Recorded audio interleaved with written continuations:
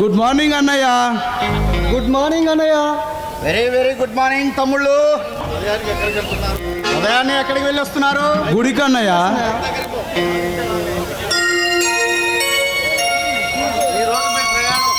ఈరోజే మీ ప్రయాణం. ట్రైనింగ్కి ఈవినింగ్ బయలుదేరాలి. వదిన ఆల్రెడీ మా లగేజీ సిద్ధం చేసింది అన్నయ్య. కాకపోతే మాకే కొంచెం బాధగా ఉందన్నయ్య. బాధ? ఎందుకురా బాధ? చెప్పండి. ట్రైనింగ్ వెళ్ళటం ఇష్టం లేదా? చెప్పండి. అలా అని కాదన్నయ్య, 6 నెలలు నిన్ను చూడకుండా ఎలా ఉండాలని బాధగా ఉందన్నయ్య. రానా పృథ్వీ, ఏంట్రా చిన్నపిల్లలా మీరు?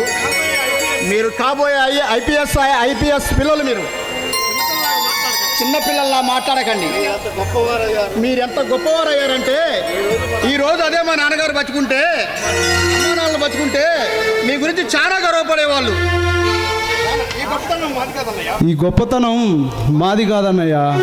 మమ్మల్ని దగ్గరుండి అన్నీ చూసుకొని కంటికి రెప్పలా కాపాడుకుంటూ, మా చదువు విషయంలో అన్నీ చూసుకొని మమ్మల్ని ఇలా తీర్చిదిద్దారు. అన్నా అనే పదానికి సరికొత్త నిర్వచనం చెప్పావు. మాకు అమ్మ నాన్న లేని లోటుని తీర్చావు అన్నయ్య. మరి నన్ను అంత గొప్పవాడిని చేయకండిరా.